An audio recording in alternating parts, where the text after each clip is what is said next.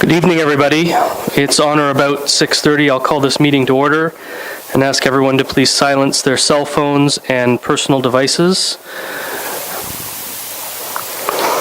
I have a motion moved by Councillor Bateman, seconded by Councillor Anderson, that Council approve the March 18th, 2019 Council agenda as presented. Is there any discussion? Those in favor? Any opposed? The motion is carried.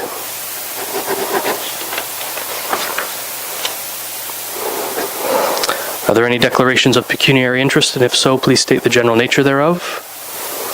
There are none noted. Are there any announcements from Council? I would just like to thank our Public Works staff for the work they did over the weekend. I know it was sweat labor, sweat equity that went into getting our roads up to shape so they were drivable, and in some cases making sure that they were just safe for public safety purposes. So thank you very much, Preston, and please extend thanks on behalf of Council to the crews. I have a motion moved by Councillor Bateman, seconded by Councillor Anderson, that Council approve the March 4th, 2019 Council meeting minutes as presented. Is there any discussion? All those in favor? Any opposed? The motion is carried.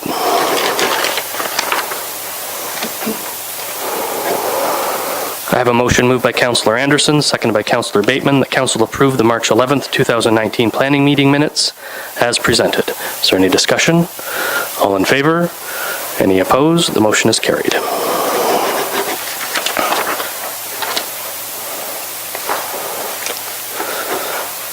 There is no statutory public meeting this evening.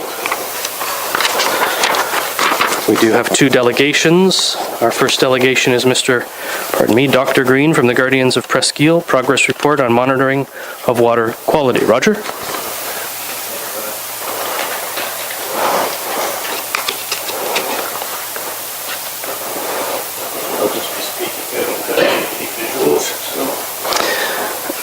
We do record our meetings, so I'll get maybe one of our staff. Oh, Candace is coming around to help you turn that microphone on, and we'll.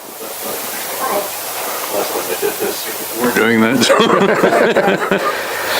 And I'll just remind everyone, including you, Roger, that delegations are given 10 minutes. So yeah, that's no problem. You go right ahead. Okay, I'll try to be brief. This came about in a sense because. For some reasons that I'll mention, we were returning some money back to the municipality, which we were very thankful for, but we just kind of decided we didn't need it for the immediately foreseeable future. And Linda took the opportunity when I did that to ask me to do this presentation. So that's fine. We were just trying to figure out exactly, our group actually, the Guardians of Presqu'île, the name came along a bit later, sort of got established back, we're kind of guessing 2010, 2011, something like that. We ran for quite a long time and still partly did on dues that we just simply paid, contributions call them. It was very nice to have the municipal money for a number of things. The money mostly got spent almost entirely on water chemistry supplies for monitoring the bay. We still do that, and we're still going to continue to do that. We've cut it down a fair bit. Originally, we were sampling at 11 different sites, which were ones that the federal government every few years does, including a couple actually outside the bay entrance. And we were coinciding with those, and we were doing it 3 times a year. Beginning of the open water season, middle, end. A few years ago, we cut that down because we were not really finding enough in the way of spatial or temporal differences, differences to really be worth it. And by a couple of years ago, we were actually sampling at 3 locations. And we were only doing it once, usually in late summer, which seemed to be sufficient. The 3 locations we stuck with essentially are around Gosport. kind of toward the east end off of Butler Creek, and you know, for all the kind of obvious reasons why that would be of interest. And we did that. The other thing that has happened is that as we have sampled, and I should just say that what we sampled for, by and large, main emphasis was on nutrients, nitrogen and phosphorus, which tend to be the drivers of pollution, and particularly phosphorus in freshwater, nitrogen more in marine. And then we sampled all the usual things, like what was the water depth, what's the temperature, notes about the amount of vegetation, which is, anybody who goes out there and fishes and stuff knows that it's really gone up quite a bit in the late summer. Conservative water chemistry features like total dissolved solids, calcium, acidity, pH. They're the same as Lake Ontario. They're conservative. Presqu'île Bay turns over often enough. And we all know how much the water level goes up and down. A couple of years ago, we noticed really how much it went up.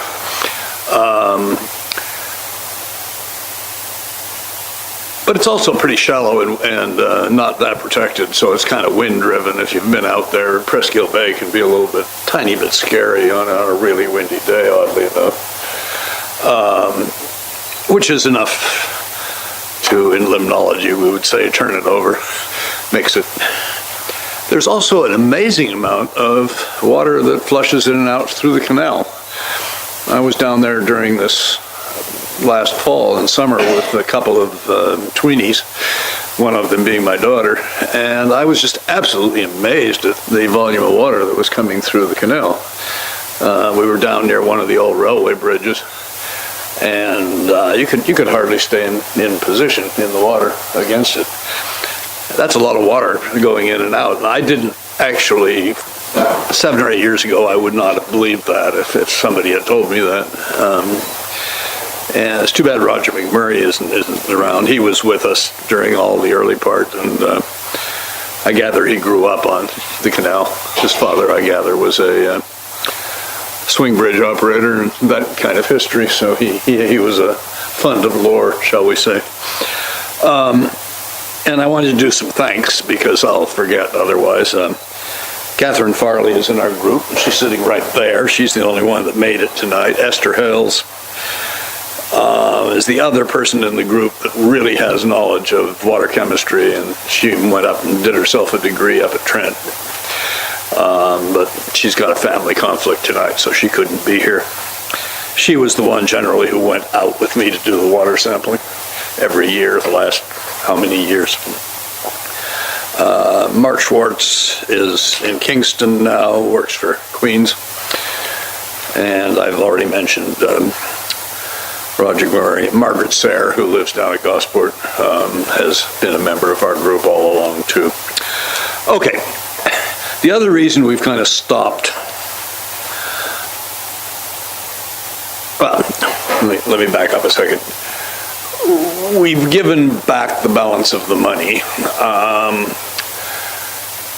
There was, when things came up that we could have reapplied for more money, I just simply told Linda, I guess, that no, we're not going to do it because we don't really need it right now. And we were getting money from the dues that we were paying. We also never claimed for most things that we could have claimed for. For example, I've never claimed we've used my boat and motor for doing the sampling, and I never did claim for things like the gas or anything. And by and large, that was our pattern. We kept the money and used it for the water chemistry supplies mostly. Basically, everything has stabilized. Like, it's not going up and down. The levels are all quite low of the things we would worry about, which is nitrogen and phosphorus. Okay? The phosphorus is mostly in the zebra mussels. People come and say, where's the phosphorus? And I'll say, put your hand under the dock and grab a bunch, and that's where the phosphorus is. And it's phosphorus what you'd worried about. Now, I know Brighton's got some problems to do with nitrogen and ammonium nitrogen, but from a scientific point of view, nitrogen doesn't build up. it tends to go off. It converts to another form of nitrogen, eventually to nitrogen gas, and goes into the air. Okay, so it tends to be a local pollutant, so it could mess things up, for example, around Butler Creek and Gosport, but it's not really going to build up in the whole bay, if I can put it that way. That's kind of a simplification. It's coming, though, I gather. I go to a number of meetings, and Lake Erie's gone to hell again. It was pretty bad, I think, in the last couple summers, right? It used to be bad, and then it kind of got fixed by putting in tertiary treatment and all that kind of things on both sides, but it's gone bad again. And there was a lot of filamentous algae and stuff in the last couple summers. And I talk to people, and I go to a couple of meetings. And what I'm told, basically, is within a few years, the water, of course, we're downstream, so to speak, is going to come from Lake Erie into the west end of Lake Ontario. And we are going to have elevated phosphorus and nitrogen, and we're worried more about phosphorus, as I already said. So we should be ready. And kind of with this in mind, we decided we were going to keep our sampling once a year. We'll do it late summer every year, like we have been. And we will, we've still got supplies. They're getting a little old, so we're a little bit worried about that. So we're going to cross-calibrate our results with some of the ministry people. But we returned all the money that was left in the checking account, and we got the whole paper trail and everything. But we held back $200 for replacement of supplies over the next few years. And until we run that out, we're not going to ask for more money. If we need it, we'll ask for it. But that's basically where we are.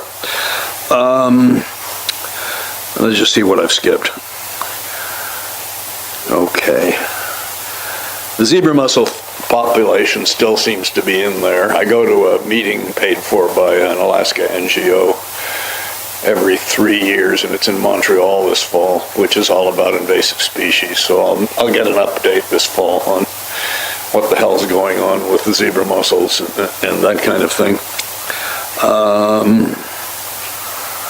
As a sort of a side thing, I got a hold of all the websites that are there for the International Joint Commission on the water levels. Like, I was worried because we're right on Presqu'île, and I can provide some of this to Mayor Ostrander on this, that I used to come in and tell Mayor Wallace, what the prognosis of the prediction for the next month was about the water levels. And come provide it all to you, but I know which sites to go on to get the projections ahead for the next month, kind of thing, and that was all kind of partly out of our interest too. And I don't know that I have anything else except we're going to keep going, and we're not going to. I've held back 200. We're not going to ask for any more unless we need it. And in that case, we justify it. We can, justify everything, that we've done.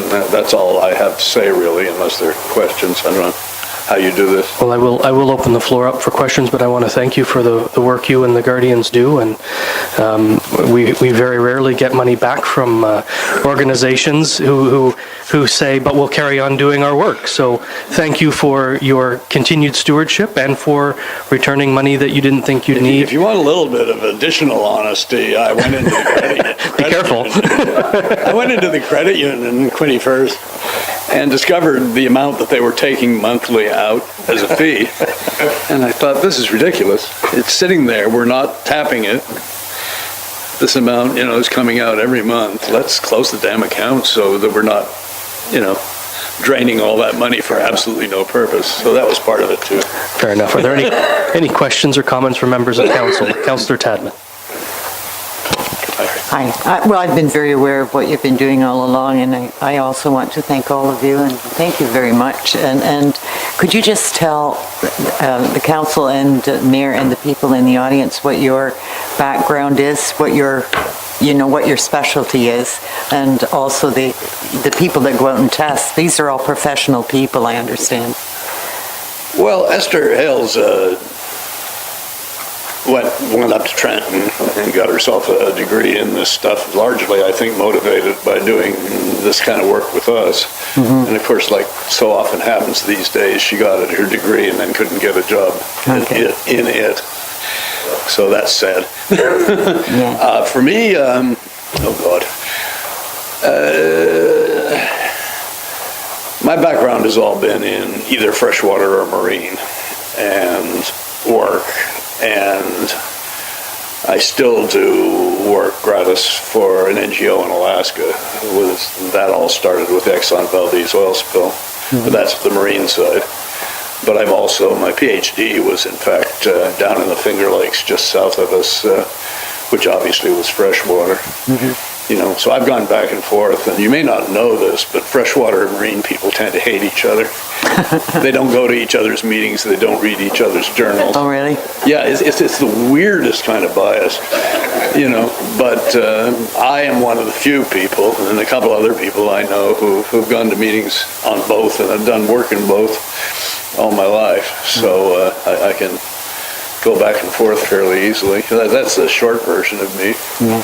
And it's just through you again, Mayor, I wasn't aware that the zebra mussels carried that much phosphorus. And I can tell you about 10 years ago, you would remember they were so bad that we had to actually shovel them in wheelbarrows full. And I think one day we took 7 wheelbarrows full of them. Yeah. And I noticed some are on the shore today because it's opened up a bit. There's some there, but nothing, there is some there still. Now, I'm going to be interested in what the live population is doing. You can still find lots of shells in shallow water, right at my place you can. But when we'd bring our dock in the fall in the boat, they'd be just covered in the zebra mussels. Yeah, they're amazing. And they're awful on your feet. The history of them is interesting. They came in a ballast water of a tanker, undoubtedly, and initially probably in Lake St. Clair, because I guess he ran aground on a mud flat in Lake St. Clair, and he spewed out ballast water to get off again, and that's probably where it started. Yeah. And I also want to thank you because I live there at the water, and I'm quite concerned, and my family are commercial fishermen, so we like clean fresh water. So thanks a lot. Yeah, the fish populations have all stayed fairly abundant, but the species composition has rather drastically changed, which I'm sure you know. The fish are all still there, but they've shifted in which species are there. The really ardent fishermen in the audience will know that. And we've had communications throughout with the provincial ministry, which is at Glenora Station up in the county. Yeah. Just one more, because I'm so interested in this. People think that they can't eat the fish out of the bay, especially, and out of the lake, and you're telling me they're fine. Oh yeah. And so people are avoiding eating freshwater fish because of that.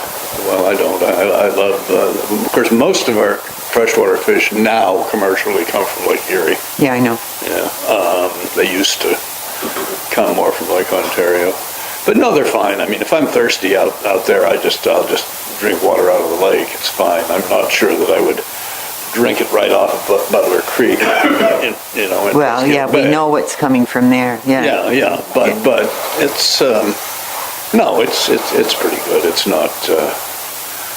I think there's monitoring not done by us, but for things like the bacteria and stuff like that. And no, it's not. And it's safe for swimming also. Oh, I would say so. Okay, thanks a lot. I wouldn't worry about it. Anything else from members of council? Councillor LeBlanc. You're a very interesting man. And I like what you were saying, especially about the Valdez. Yeah. I gave lectures on that a few years ago. Yeah. I understand when you dig the test pits, they're still finding oil-free products still there. Oh, I've done that. Yeah, well, probably your reporter was reading. Yeah. And thank you for testing our water in the Great Lake, in the bay. One thing I was in, did you do a clarity test? Oh, every time. With the discs going Yeah, down? the second disc. Yeah, you did that? Yeah, we do that every single time. The thing that's happened, of course, and lets me make another point, which is that it's gotten clearer and clearer. That's because of the zebras. Yes. Again, the zebras, and there's two species, by the way. One of them's the zebra mussel, the other's called the quagga mussel, but they're closely related, kind of cousins. But yeah, it's gotten clearer and clearer, and that's also why, as you get to late summer, we have so much weeds coming up because of the water clarity has increased. And so in shallow water, they're growing, they're really growing like hell. And so, you have right up to the boat kind of thing at the shallow end of Presqu'île Bay in late summer. Well, I'm a freshwater guy and saltwater guy, but I'd love to have a conversation with you sometimes over a cup of coffee. I would. Sure, well, I'd love to. Okay. Thank you. Any other comments? And Roger, I look forward to you giving me information about your projected lake levels. Oh, yeah. I saw that article in the I've been paper. watching it Yeah. myself, and I know that from an emergency planning point of view, we're prepared if we need to be, but we'd rather not need to be. No. You know what I mean? Yeah. I've got some leftover printouts from last year, which Yeah. I didn't think we'd have time, or this was the proper place, but I can show those to you to start I'd with. love to see those. Yeah. Thank you I'll very sit much. down tonight or tomorrow and make sure I know how to get on that website again. Thank you. Yeah. Appreciate it. I have a motion moved by Councillor Anderson, seconded by Councillor Bateman, that Council receive the delegation from Roger Green, Guardians of Presqu'île, regarding a progress report. Is there any further discussion? Those in favor? Any opposed? The motion is carried.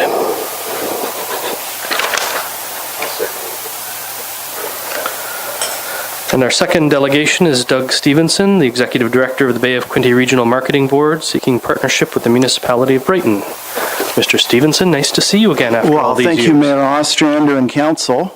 It's good to be here, and a few new faces around the horseshoe here. So, for those I haven't met before, my name is Doug Stevenson. I'm here tonight representing the Bay of Quinte Regional Marketing Board. I do want to make sure that everybody's aware of the intent of my presentation tonight. So I realize that it does say on the agenda that I'm here seeking partnership. That's not actually the case. I'm not seeking anything from you tonight. I was asked to come by Councillor Rowley to make a presentation to inform you about the nature of our organization, our marketing endeavors, so that if you were to consider partnership with the Bay of Quinte Regional Marketing Board, you'd be able to make an informed decision. But I'm not asking anything of you tonight. So just one question, Doug. Can you do it in 10 minutes? You know me, Brian. Go. So I checked my day book, and the last time I was in these very council chambers was March 7th, 2016. And it turns out a lot has changed since then, not just with your council, but also with our organization. So at that time, I was here presenting on what was Bay of Quinte Tourism. But about a year later, Bay of Quinte Tourist Council and another organization called the Bay of Quinte Living Council actually amalgamated into what is now the Bay of Quinte Regional Marketing Board. So the organization that I'm here representing is actually dually mandated. We market tourism and resident attraction on behalf of this partnership. So it's a public-private partnership. The public members are the City of Belleville, City of Quinte West, the Mohawks of the Bay of Quinte, and on the private side is the Quinte Accommodations and Attractions Association, Quinte Restaurant Association, the Quinte Home Builders Association. So each of these organizations contributes to our budget, and we do marketing on their behalf. That same new partnership at the time of formation made a policy that said marketing advertising only for the paying partners. So the idea is if you're a part of this partnership, if you're paying into the organization, we are there to do marketing and advertising on your behalf, and I'll get into that in a minute. So we are guided and governed by a board of directors. Each of the paying partners gets one seat on that board. So regardless of what you're funding, whether you're funding $100,000 or $3,000, you get a seat on that board. We've also written it into our bylaws to have the ability to have at-large positions. Currently, we have one. There's our glorious staff right there. So we got 4 people working very hard on a daily basis on the marketing projects that I'll get into shortly. Total budget this past year, just over $500,000. So you'll see down the lower right-hand corner, Bay Quinte Regional Marketing Board sales. We're actually the largest single entity funder of our own organization. So let's just talk about some results that we were able to see in 18-19. One of the things we were very excited about was our region, so Belleville, Quinte West, had some of the largest growth in all of Eastern Ontario in accommodations sector. So 3.4% growth over the previous year. And, you know, when you talk about spending and overnight spending, they're two different things, right? So average overnight spending around $175 to $200 per person. So when you look at that economic activity throughout the region, we're looking at an estimated $12 million increased economic spending through accommodations growth this past year, which is very exciting. We undertook a pretty substantial programmatic advertising campaign, but for a short amount of time. But what was neat was we actually did a geofence around each of the accommodations in the region.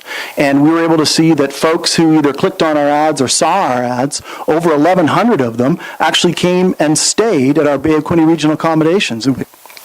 We applied a funding formula to that, and we were able to see that almost $400,000 in estimated economic activity was generated from people visiting Bay Quinte accommodations after seeing our ads.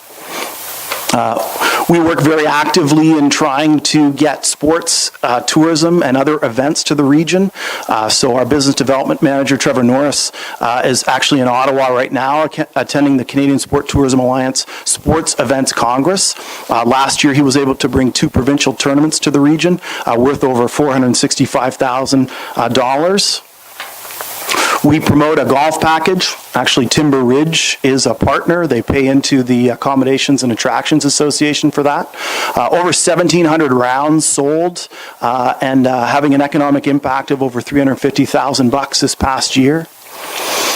And we received quite a bit of third-party funding, so that's funding that we're actively applying for and successful in receiving.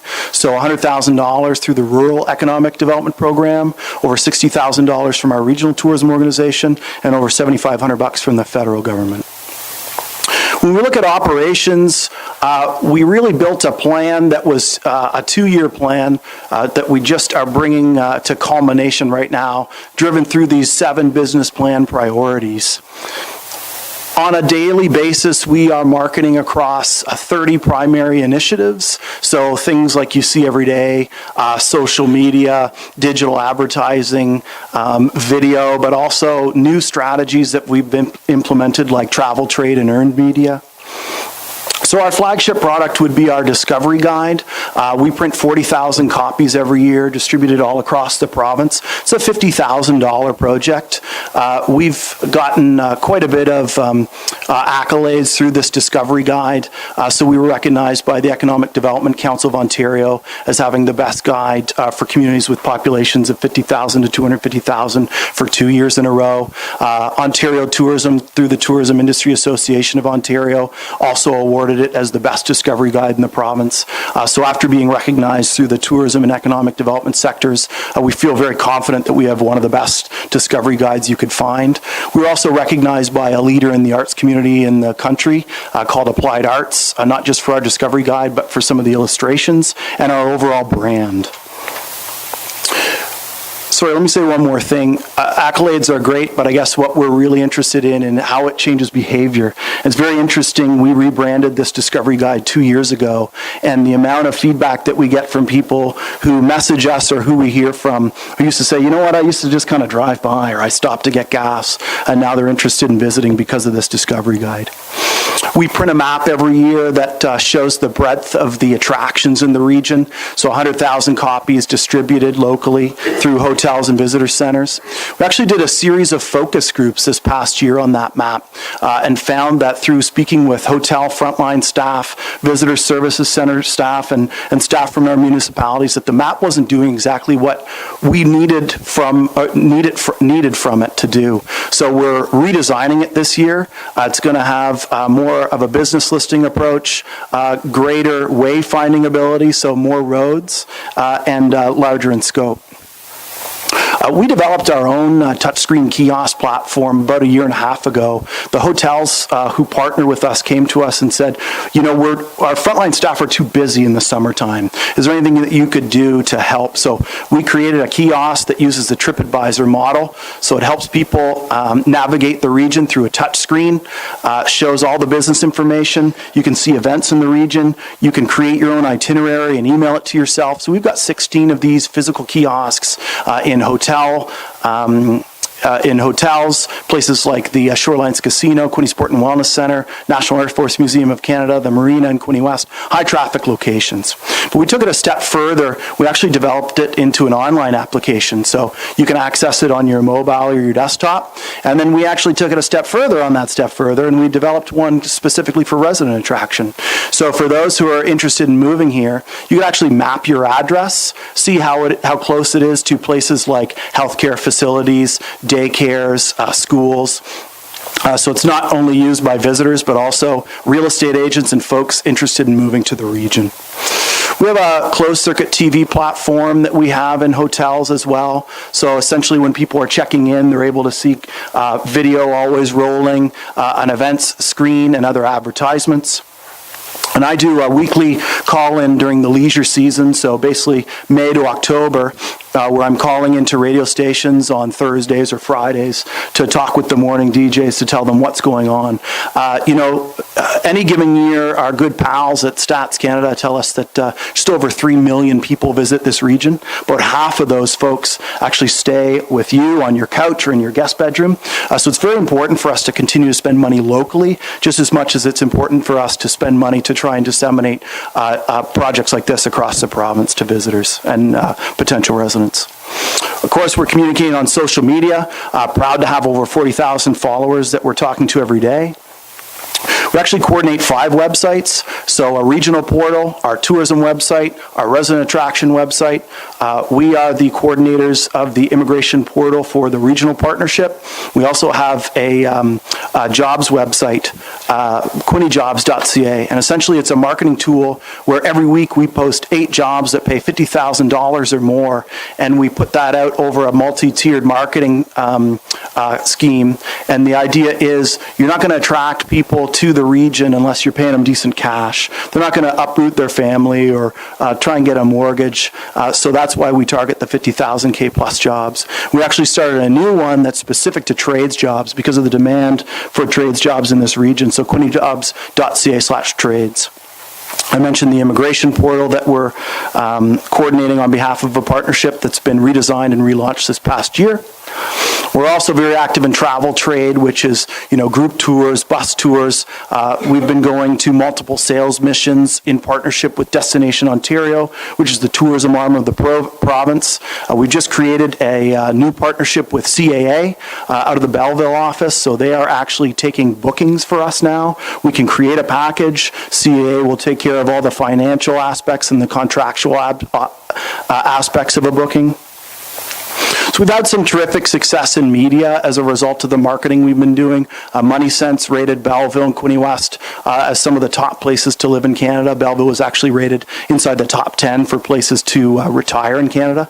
Canada has over 3,700 municipalities. That's over 9 million square feet. So we were pretty happy to have our 2 named as some of the top. Expedia actually named us one of the top 10 craft beer regions in Canada. Craft beer is one of the number 1 motivators for the younger demographic we're trying to attract right now. And a new magazine out of Toronto named Escapism called us a top 5 place to stay in Ontario.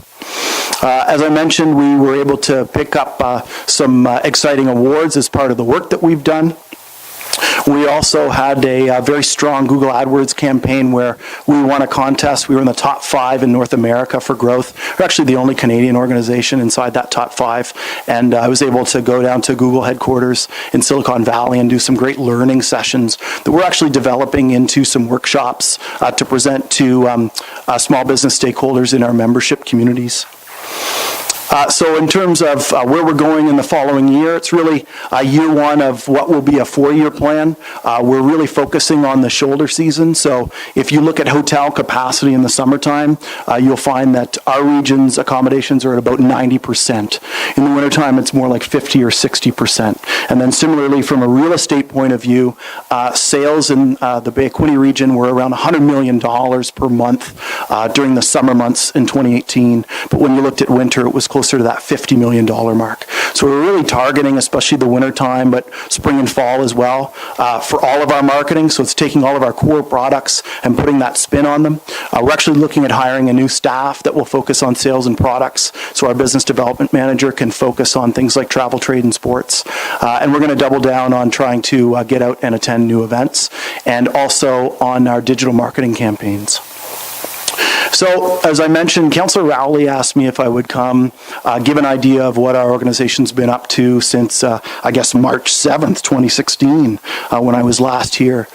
So I hope I've been able to paint a picture that we've been pretty active. I think we've seen some very strong success on behalf of the partnership that we've created. I know that the partners who sit around the table have been very happy about the work that we've been doing. So what we're doing right now is with each of the partners, those 6 partners that you saw in the beginning, Belleville, Quinte West, Mohawks of the Bay of Quinte, Quinte Accommodations and Attractions Association, Quinte Restaurant Association, and the Quinte Home Builders Association, is we're developing a 4-year partnership. The reason being it's too difficult for us to make a budget year over year, especially now where we've really gotten to a point where our marketing is a little more advanced than it was, again, say, back in 2016. So what we're trying to do is create a longer-term partnership, so an MOU that mirrors the current term of council. So the idea being that our municipal partners are approving councils through to March 2023, and we want to try and create partnerships with our municipal partners that would last that long. So we have been at $1.30 per capita with our municipal funders since 2015. The board of directors this past fall agreed that it was time to seek an increase from our municipal partners. So if Brighton were interested in a potential partnership, then what we're outlining with all of our municipal partners is $1.55 per capita beginning April 2019. That would increase by 25 cents year over year through to March 2023 for a total of $1 over 4 years. And the idea was the board has representation, again, from these municipal councils. There are 3 municipal councilors on our board, and they felt it would be more palatable for operations budgets at the municipal councils in order to do that dollar increase, 25 cents a year over 4 years. So if, for example, there was an interest from this council in partnership, I think that would certainly be an asset to our organization. And it would just be a matter of expressing interest in writing to myself, which I would then present to our board of directors for further discussion. That's the end of my presentation. I don't know if I made the 10-minute mark, Brian, but I'm happy to take any questions. You managed to go over by about 5 minutes, but it was Okay. it was a really good presentation, so I'll let you have it. You're too kind. Thank you. Just before I open the floor to council, we have a per capita rate for QEDC, which we're members of, as you know, Doug. They also base it on the 2016 census, but they remove the population, the permanent population, from the institution at Warkworth, so that we're not paying for our not so Your good pals. our not so good friends. Right, yeah. Would that be a consideration? I think we would be happy to entertain All right, that so if there was a partnership we'll make on the note table. of that, Yeah. and I'll open the floor to members of council. Any questions? Councillor Rowley?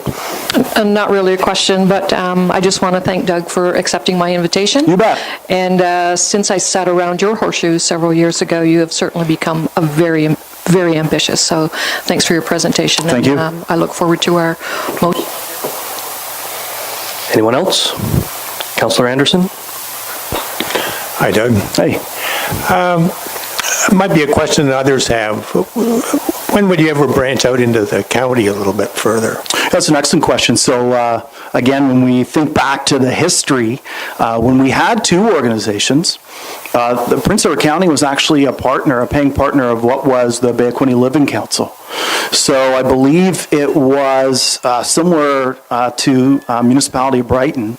In 2016, they decided not to continue as a paying partner into the entities of the Bay of Quinte organization. So their feeling is that they have an economic development and tourism department who really does the same as what we do. So our organization would not be adding value to the work that they're doing for the money that they would be paying. And I've been pretty clear about this. I think they're doing a terrific job, and so I'm not going to argue that. They know themselves better than I know them.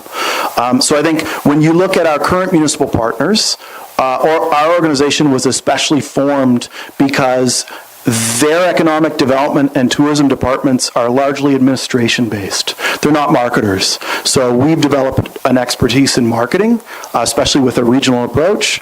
That's what we pride ourselves on. So that's what we do on their behalf. But not wanting to speak for Prince Edward County, what I've been told in the past is that they feel they're doing their job to the best degree, and I'd agree with that. And so we're not currently seeking a partnership with them. I just compliment you, because over the last few, I was on the initial Accommodation Attractions Committee and chair for a while there, and the biggest concern we had was the funding, and you took it that extra direction, gave it that extra push so that the funding could come from all these other areas that you've been touching on tonight. It wasn't just the hotels, and it wasn't just the municipalities donating. You built up this, so I commend you for that. But Thank you. I think I would like to see the whole region get on board together sometime, but I guess that's something that we have to look for. Sure, and we've always had an open door policy. Anyone interested in a partnership, anytime. Yeah. Thank you. Councillor Rowley? Thank you. Just once again to remind council, when we looked at our strategic plan just a little while ago, one of the weaknesses that we identified was to rebuild our partnerships with external agencies, to develop a tourism strategy, and to continue our commitment with regional economic development. Any other questions or comments from members of the council? Councillor LeBlanc? One of the things that I was saying when I was running is that basically we got the first beach east of Toronto, and we're not taking care of, we're not using it to its fullest. If you go, they want to drive an hour and 5 minutes to Sandbanks, and that is fully industrialized with motels, restaurants, and everything. Here we got food trucks and we got the restaurants in town, but it's something else that we got to look at. Yeah, Presqu'île's a terrific asset. Yeah. Anything else? Thank you very much, Doug. Thank you. Appreciate it. Appreciate it. Have a good one, folks. Moved by Deputy Mayor Vink, seconded by Councillor Rowley. The council received the delegation from Doug Stevenson, Executive Director, Bay of Quinte Regional Marketing Board, and refer to the 2019 budget for discussion. Is there any further discussion? All in favor? Any opposed? The motion is carried.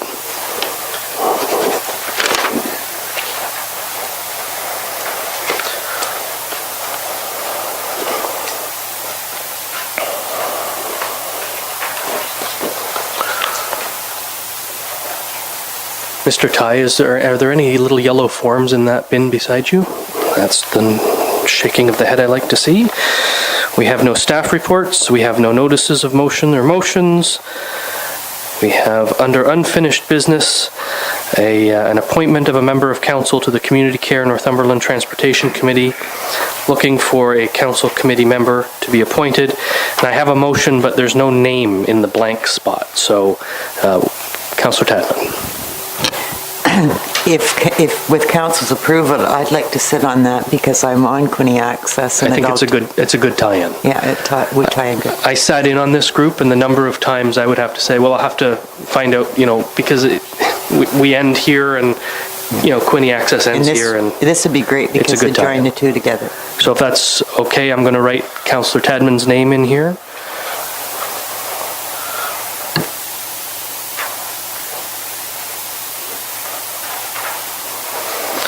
I have a motion moved by Deputy Mayor Vink, seconded by Councillor Bateman, that council appoint Councillor Tadman as the Municipality of Brighton Council representative for the Community Care Northumberland Transportation Committee. Is there any discussion? All in favor? Any opposed? The motion is carried.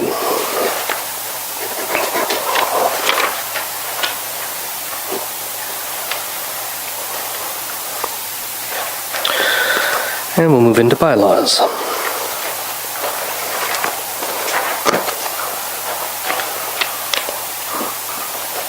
I have a motion moved by Councillor Tadman, seconded by Councillor LeBlanc, that council gives a bylaw its first, second, and third reading, and finally passes on this date, being a bylaw to authorize the mayor and treasurer to execute a lease agreement for the period of March 1st, 2019 and March 31st, 2021 between the Corporation of the Municipality of Brighton and the Southeast Local Health Integrated Network for space leased at the Brighton Health Services Centre. Is there any discussion? All in favor? Any opposed? The motion is carried.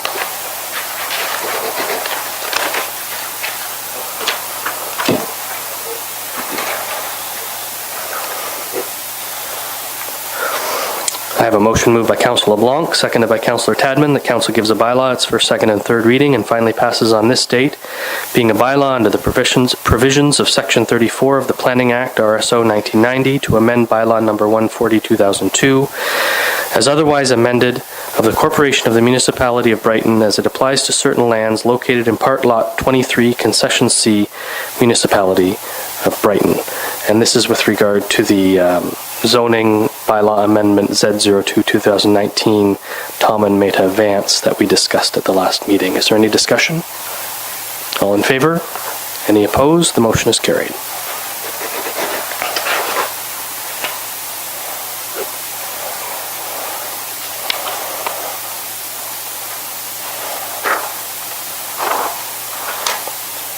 I have a motion moved by Councillor Tadman, seconded by Councillor Rowley, that council gives a bylaw its first, second, and third reading and finally passes on this date, being a bylaw to amend bylaw 140/2002, as amended, otherwise known as the Comprehensive Zoning Bylaw of the Municipality of Brighton. And this is with regard to the Applewood Meadows Subdivision Phase 2 removal of the holding provision. Is there any discussion? Councillor Tadman. Just that both the director of Public Works and the planner are recommending this, and I always like to go with the professional's advice. The one thing that concerned me when I was up in that area, that there was no silt fencing, and I think you saw that the day you were there. So I just would remind staff that, because that does cause a lot of problems other places. So I'm okay with this going forward as long as everything is done properly. And I see staff making notes, so is there any further discussion? Councillor Bateman? I would just echo what Councillor Tadman said. As long as you guys are 100% comfortable that everything is in place, and maybe get back on the path of the silk screening or the fencing and the straw bales, so that everybody is playing by the same set of rules and we're comfortable with it, then I'm comfortable with it. Councillor Tadman. And just to follow up to that, the neighbors were very concerned, and I spent some time with them, and there was a hearing at Lower Trent, and that was a public hearing, and they felt that the one part where they're going to change the flow, that it'll work out better all the way around. So I've talked to two of the neighbors specifically, and they're hoping that will be the case. So maybe things will look better all the way around, and the drainage will be better. So, but I still think we need to keep on top and make sure that all developers are doing what the conditions of their contract are. So. Yeah, And I know that puts pressure on you, Preston, but we need to be protected. The residents need to be protected. Thank you. Yeah, I think Mr. Parkinson and his staff are aware that there are rules, and the developers are aware there are rules, and those developers who choose not to follow the rules will need to be brought in line, or we'll have to deal with them through their subdivision agreements accordingly. Go ahead. And I think that's the problem. It always comes back on council, but we shouldn't be in the weeds. We shouldn't be responsible for that, and then we're taking on things that are not council's responsibility. It's the developers, and I think we all agree that, let staff do their job, and but when we get complaints, go through the right sources. So Agreed. Anything further? All those in favor? Any opposed? The motion is carried.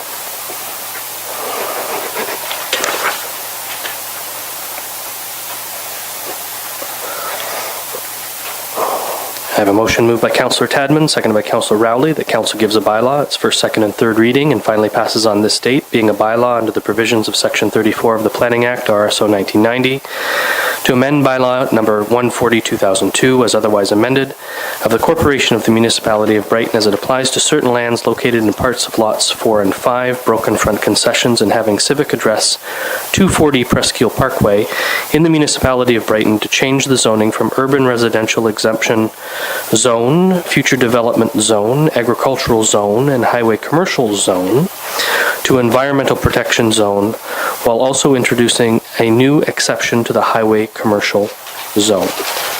Is there any discussion on this? All those in favor? Any opposed? The motion is carried.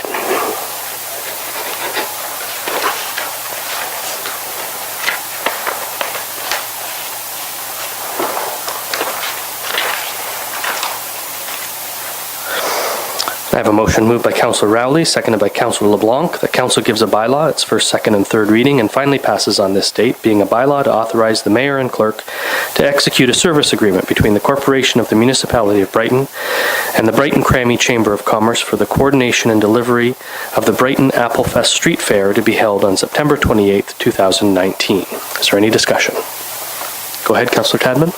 Just one comment. This has become bigger than one person looking after the street fair, so that's really why I'm supporting this. It's a big job, and most people see that, you know, on the day it's all looks lovely and everybody's in order, but it's months and months of planning, and you get down on your hands and knees and actually mark each one of where the booths go and all that. And in the past, one or two people have done that, and it's way too much. So please explain to those who are asking why we're supporting this. That's the reason. Thank you, Councillor Rowley. Thank you. I'm supporting this as well, and another example of, once again, partnering with another group within the municipality that can help put on these premier events that we have. And it seems to be a natural partnership with regard to the Chamber and the Street Fair. I think it makes a lot of sense. Deputy Mayor Vink. Thank you. I just wanted to agree. It's just the way we need to go in order to get this done, and I think it's a good thing. And there are lots of municipalities, some of our size, who hire event coordinators to deal with their festivals and events, and we haven't done that, but this is a good opportunity to not necessarily bring the staffing level on board, but to be able to partner with our community representatives. Councillor Tadman. Thank you. Through you, Mayor. And I think those who did such a super job in the past should be highly recommended and praised for all the work they did, because the Children's Village, one person took on that and did all the work, and the same with the car show and the same with the street. And, you know, those people worked really hard and they should be recognized. Is there any further discussion? All in favor? Any opposed? The motion is carried.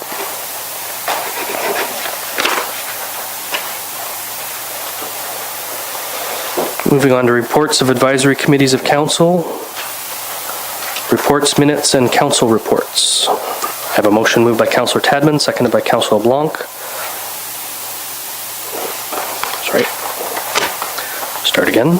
I have a motion moved by Councillor Rowley, seconded by Councillor Tadman, that council approve the March 7th, 2019 Committee of the Whole meeting minutes and endorse the recommendation that staff be directed to issue RFPs for equipment, fleet, sidewalk repair and replacement, and the Main Street projects. Is there any discussion? All in favor? Any opposed? The motion is carried.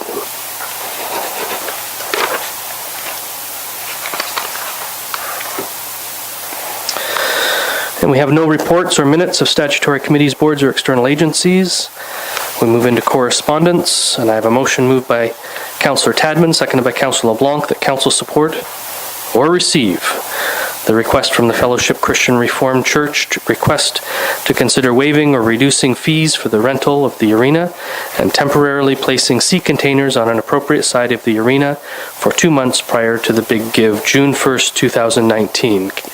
Councillor Tadman, would you like to support or receive this? With talking with, I didn't have time earlier, but with talking now with Councillor LeBlanc, we'd like to Support and waive the fees.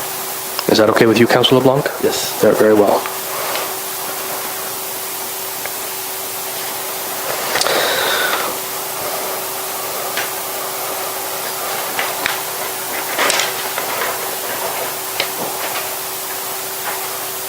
Go ahead, Deputy Mayor.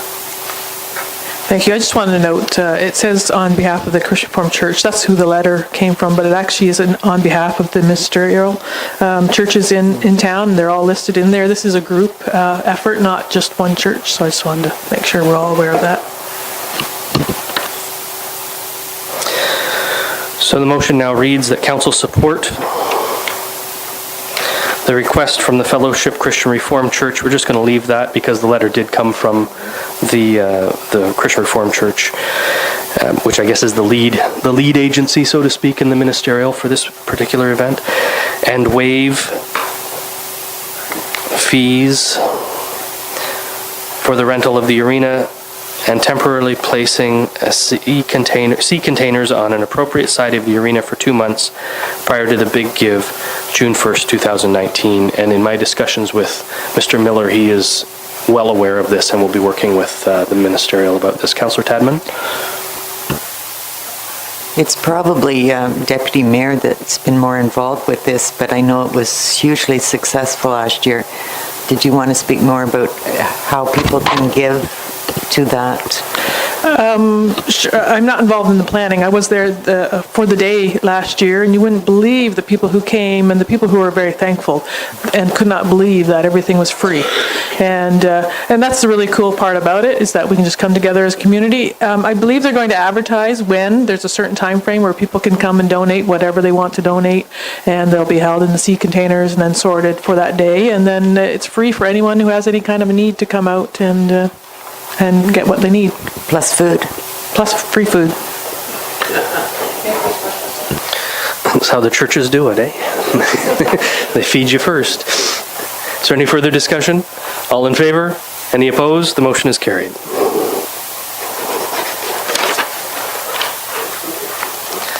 I have a motion moved by Councillor Tadman, seconded by Councillor LeBlanc. The Council of the Municipality of Brighton proclaim April as Daffodil Month, and that Council will urge citizens of the Municipality of Brighton to fight back against cancer by supporting the Canadian Cancer Society's annual sale of daffodil pins and their annual door-to-door fundraising campaign, and that Council will also show support by raising the Canadian Cancer Society flag during the month of April. Is there any discussion?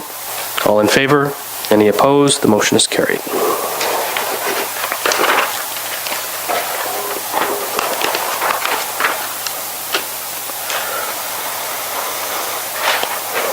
Moving on to FYI correspondence, I have a motion moved by Deputy Mayor Vink, seconded by Councillor Bateman, that Council receive the letter from the Halliburton Kawartha Pine Ridge Health Unit regarding dental program for low-income seniors and adults. Is there any discussion?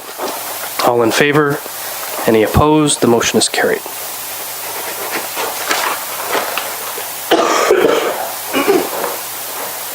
Excuse me. I know. So now I'll open the floor to question period. If there's anybody in the gallery who has questions about anything that appeared on the agenda, I'd ask you to come forward. Once, twice, gone. We have no in-camera session. Well, I made it this far. I have a motion moved by Councillor Anderson, seconded by Councillor Bateman. The Council gives a bylaw its first, second, and third reading and finally passes on this date, being a bylaw to confirm the proceedings of the Corporation of the Municipality of Brighton Council meeting held on March 18th, 2019. Is there any discussion? All in favor? Opposed? None noted. Motion is carried. I have a motion moved by Councillor Bateman, seconded by Councillor Anderson, that the council meeting held on March 18th, 2018 be adjourned at 7:28 p.m. Is there any discussion? All in favor? All in favor? Any opposed? The motion is carried. Thank you. I know.